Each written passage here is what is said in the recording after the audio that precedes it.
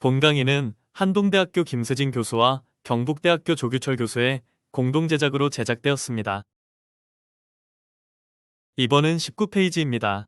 퀴리 메소드 대신 커스텀 JPQL 쿼리를 사용하여 데이터 접근을 제어하는 방법입니다. G8 리포지터리의 퀴리 메소드로 해결하기 어렵거나 특정 성능 튜닝이 필요할 때 우리는 JPQL을 사용할 수 있습니다. JPQL은 SQL과 유사하지만 테이블 이름 대신 엔티티 클래스 이름과 필드 이름을 사용하여 쿼리를 작성하는 객체 지향 쿼리 언어입니다. 슬라이드 예시처럼 에퀴리 어노테이션을 사용하여 쿼리를 직접 작성하고 KW와 같은 명명된 파라미터를 사용합니다. 앱 파람 어노테이션을 통해 자바 메서드의 파라미터와 JPQL의 파라미터를 연결합니다. JPQL을 사용하면 컴파일 시점에 쿼리 오류를 발견할 수 있고 G파의 장점을 유지하면서도 세밀한 쿼리 제어가 가능하다는 장점이 있습니다. 이번은 20페이지입니다. JPQL로도 표현하기 어렵거나 데이터베이스 특정, 기능, 힌트, 함수를 사용해야 할 때 선택하는 네이티브 쿼리 사용 방법입니다. 네이티브 쿼리는 G파의 도움 없이 순수한 SQL 구문을 그대로 데이터베이스에 전달하는 방식입니다. 슬라이드 예시처럼 에퀴리 어노테이션의 네이티브 퀴리는 true, 속성을 true로 설정하여 사용합니다. 쿼리 내용은 value, select, from boz, where contents like %, 1%와 같이 데이터베이스의 실제 테이블 및 컬럼 이름을 사용하여 SQL을 작성합니다.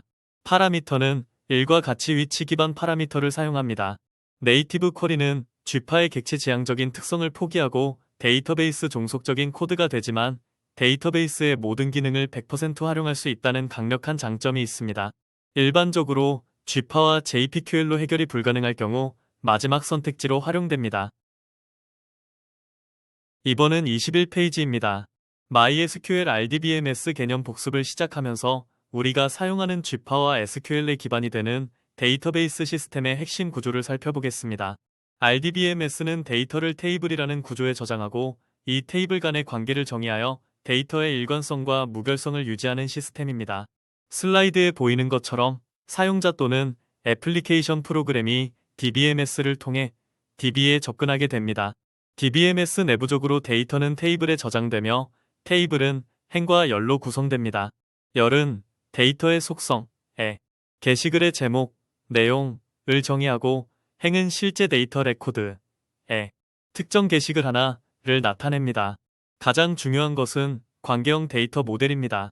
이는 기본 키와 외래 키를 사용하여 테이블 간의 관계를 정의하고 인덱스를 사용하여 데이터 조회 성능을 향상시키는 구조를 의미합니다. G파를 효율적으로 사용하려면 객체 지향적인 관점뿐만 아니라 이 RDBMS의 기본 원리를 정확히 이해해야 합니다. 이번은 22페이지입니다. RDBMS에서 가장 기본적인 관계인 11 관계에 대해 알아보겠습니다. 11 관계란 테이블 A의 하나의 행이 테이블 B의 오직 하나의 행과 정확히 1대1로 매칭되는 관계를 의미합니다.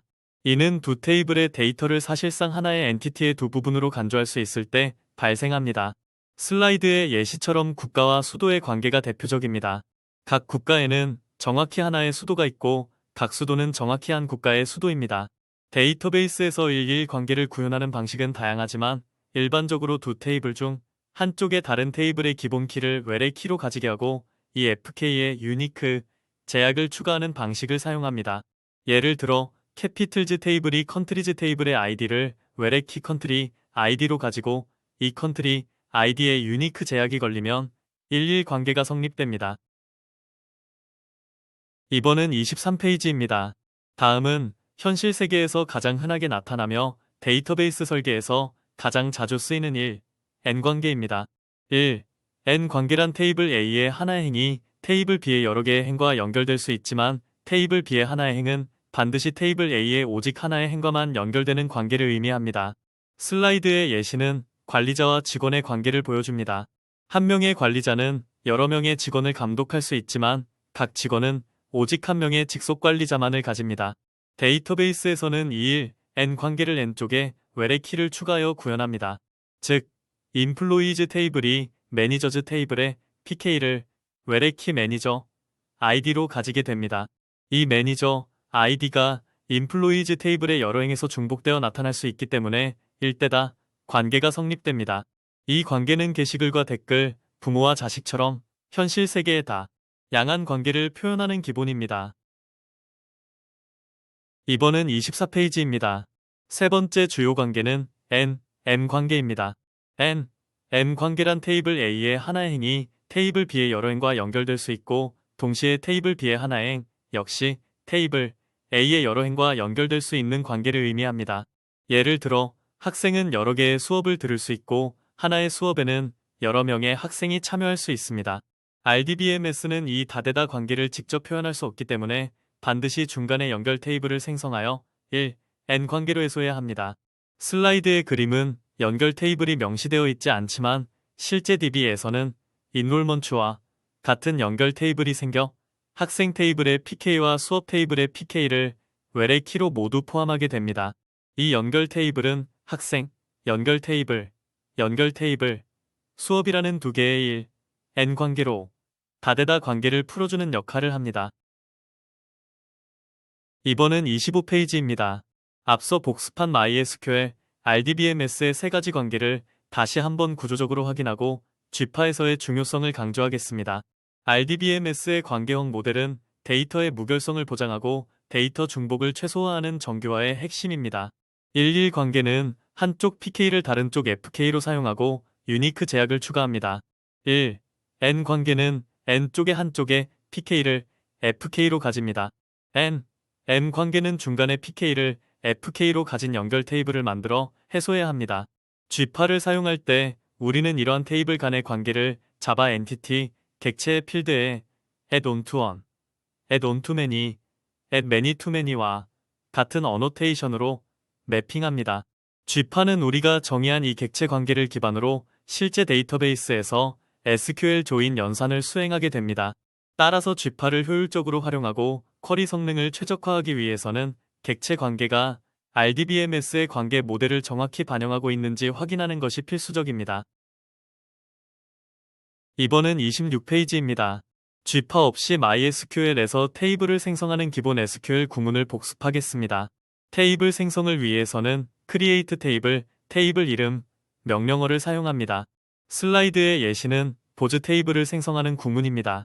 id 비진트 오토 인크리먼트 프라이머리 키는 id 컬럼을 8바이트 정수 타입으로 정의하고 자동 증가 속성을 부여하며 이 컬럼을 테이블의 기본 키로 지정하는 명령입니다. 타이틀 바찬한 널은 타이틀 컬럼을 가변, 길이 문자열로 정의하고 최대 255자까지 허용하며 널 값을 허용하지 않도록 제약을 설정합니다. 컨텐츠 컬럼은 텍스트나 널로 정의하여 긴 문자열을 저장할 수 있도록 했습니다. 이처럼 SQL을 직접 작성하면 테이블의 구조와 제약 조건을 가장 명시적으로 정의할 수 있으며 이는 G파의 엔티티가 매핑되는 기반이 됩니다. 이번은 27페이지입니다. MySQL의 기본적인 크러드 쿼리 명령어들을 정리하면서 데이터 조작의 기본 원리를 복습하겠습니다.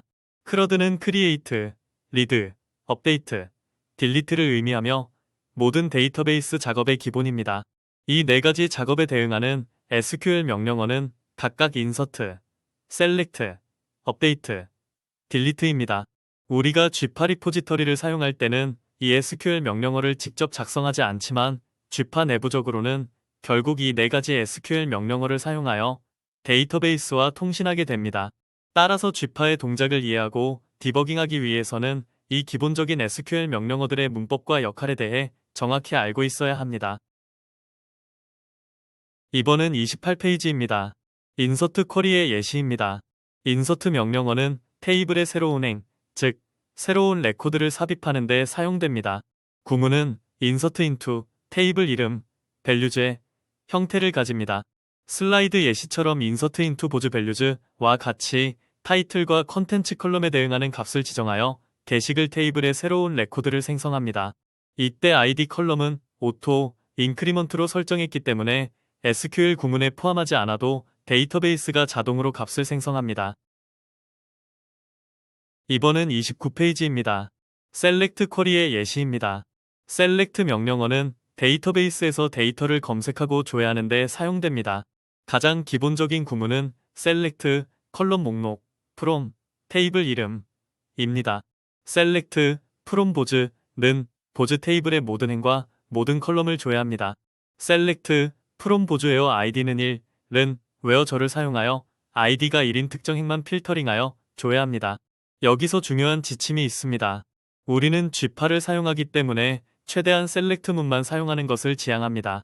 데이터베이스에 직접적인 변경을 가하는 쿼리문은 G8의 영속성 컨텍스트 관리와 트랜잭션의 안정성 측면에서 문제가 발생할 소지가 있습니다. 따라서 데이터 변경은 G8의 세이브, 딜리트 메서드를 통해 처리하고 마이바티스와 같은 매퍼를 사용하더라도 조회에 집중하는 것이 모범적인 설계입니다. 이번은 30페이지입니다. 업데이트 쿼리의 예시입니다. 업데이트 명령어는 기존 테이블의 레코드 내용을 변경하는 데 사용됩니다. 구문은 업데이트, 테이블 이름, 셋, 컬럼, 값, 웨어, 조건의 형태를 가집니다. 슬라이드의 예시처럼 업데이트 보즈 셋 타이틀, 하이, 웨어 아이디는 1. 명령을 실행하면 보즈 테이블에서 아이디가 1인 레코드의 타이틀 컬럼 값을 하이로 변경합니다. 여기서 웨어 절의 사용이 매우 중요합니다. 웨어 절을 생략하고 업데이트 보즈 셋 타이틀, 하이와 같이 실행하면 테이블의 모든 행의 타이틀이 변경되는 치명적인 실수가 발생할 수 있습니다. 따라서 업데이트 명령어는 반드시 웨어 절을 사용하여 변경 대상을 명확히 제한해야 합니다. G파에서는 엔티티의 필드를 변경하고 트랜잭션 커밋이 자동으로 업데이트 쿼리가 생성되므로 우리는 이 위험한 SQL을 직접 작성할 필요가 없습니다. 이번은 31페이지입니다. MySQL의 기본적인 크러드 쿼리 중 마지막인 딜리트 쿼리를 복습하고 이 명령어가 가진 중요성과 위험성에 대해 알아보겠습니다. 딜리트 명령어는 테이블에서 기존의 행, 즉 레코드를 영구적으로 제거하는 데 사용됩니다. 구문은 딜리트 프롬, 테이블 이름, 웨어, 조건의 형태를 가집니다. 슬라이드의 예시처럼 딜리트 프롬 보즈, 웨어 아이디는 1. 명령을 실행하면 보즈 테이블에서 아이디가 1인 레코드를 정확히 찾아 삭제합니다. 여기서 웨어 절의 사용은 업데이트 쿼리에서와 마찬가지로 매우 중요하며 생략이 절대로 허용되지 않는 명령어입니다. 웨어 절을 생략하고 딜리트 프롬 보즈라고 실행하면 테이블의 모든 행이 영구적으로 삭제되는 치명적인 데이터 손실을 초래합니다. 따라서 딜리트 명령어는 항상 웨어 절을 사용하여 삭제 대상을 기본 키나 명확한 조건으로 제한해야 합니다. 우리가 G8을 사용하는 경우 G8 리포지터리 딜리트 바이 아이디 메서드를 통해 안전하고 트랜잭션 관리하에서 이 딜리트 쿼리가 실행되므로 직접 이 위험한 SQL을 작성할 필요가 없습니다. 하지만 G파가 내부적으로 이 명령어를 사용한다는 것을 알고 있어야 디버깅과 성능 분석이 가능합니다. 이번은 32페이지입니다. MySQL의 기본적인 크러드 작업에 데이터베이스의 검색 성능 향상을 위한 핵심 요소인 인덱스 활용에 대해 알아보겠습니다. 인덱스는 데이터베이스에서 데이터를 빠르게 찾을 수 있도록 돕는 보조적인 데이터 구조입니다. 책의 맨 뒤에 있는 찾아보기와 같은 역할입니다. 인덱스를 사용하지 않으면 데이터베이스는 원하는 데이터를 찾기 위해 테이블의 모든 행을 처음부터 끝까지 순차적으로 읽어야 하는데 이를 풀테이블 스캔이라고 하며 대용량 테이블에서 성능이 매우 느려집니다. 인덱스를 생성하려면 create index, 인덱스 이름, on, 테이블 이름, 명령어를 사용합니다. 슬라이드의 예시처럼 create index, ids, title on 보즈 명령을 실행하면 보즈 테이블의 타이틀, 컬럼에 ids, title이라는 이름의 인덱스가 생성됩니다. 인덱스는 주로 웨어 절이나 오더 바이 절에서 자주 사용되는 컬럼에 생성해야 합니다. 하지만 주의할 점이 있습니다. 인덱스는 데이터를 삽입, 수정, 삭제할 때마다 함께 갱신되어야 하므로 쓰기 성능을 저하시킵니다. 따라서 무분별하게 인덱스를 생성하는 것은 피해야 하며 읽기 작업이 쓰기 작업보다 압도적으로 많은 컬럼에만 전략적으로 적용해야 합니다. 이번은 33페이지입니다. 서비스 계층에서 데이터베이스의 안정성을 보장하는 핵심 개념인 트랜잭션에 대해 알아보겠습니다. 트랜잭션이란 데이터베이스의 상태를 변화시키기 위해 수행하는 논리적인 작업의 단위입니다. 트랜잭션은 모두 성공적으로 완료되거나 하나라도 실패하면 전부 취소되어야 합니다. 이 트랜잭션이 가져야 할 4가지 필수적인 속성을 애시드 특성이라고 합니다. 첫째, 어토미시티, 트랜잭션 내의 모든 작업은 성공하거나 아니면 모두 실패해야 하며 중간 상태는 존재할 수 없습니다. 은행 계좌 이체 예시처럼 출금과 입금 도 업데이트가 모두 완료되어야만 커밋되는 원칙입니다. 둘째, 컨시스턴시, 트랜잭션 수행 전후에 데이터베이스의 무결성 제약 조건은 항상 유지되어야 합니다.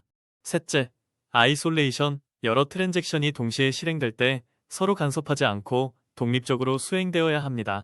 이는 격리 수준 설정을 통해 제어됩니다.